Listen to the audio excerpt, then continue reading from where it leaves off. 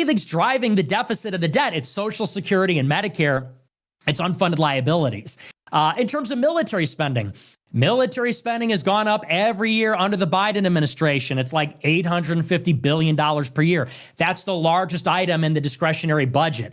So mandatory spending is going to go up in perpetuity under Democrats and Republicans.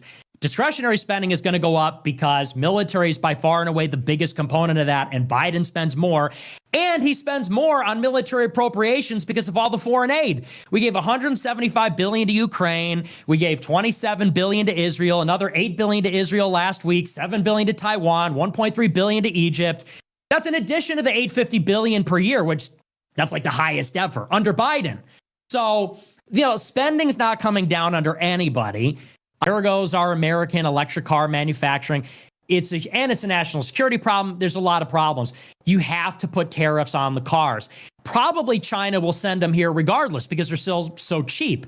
And yeah, they're not going to be $10,000, but there's a value in making cars in America. There's a value. And by the way, because then Americans get those jobs.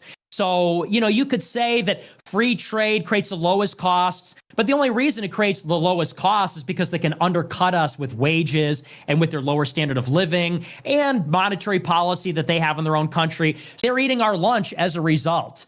So, that's just not true. What you're saying isn't true. No, Donald Trump's taken away the average American's lunch as a result. Like, once again, we've already went over how tariffs can cause prices at the grocery store to go higher. Every single time we've historically increased tariffs on China, what have we seen? A reduction in U.S. agricultural exports. What did Trump have to do when he imposed his tariffs on China? He had to bail out American farmers with $28 billion. You say you want American industrialization. You say you want more U.S. production of goods. But then you also say that you want these tariffs on China to absolutely destroy American farmers. And you want the average American to be worse off, meaning they have less economic mobility to go and start a business in the first place. This is why Kamala Harris's tax policy is better, right? Because this what is we're not like going to Democrat talking points.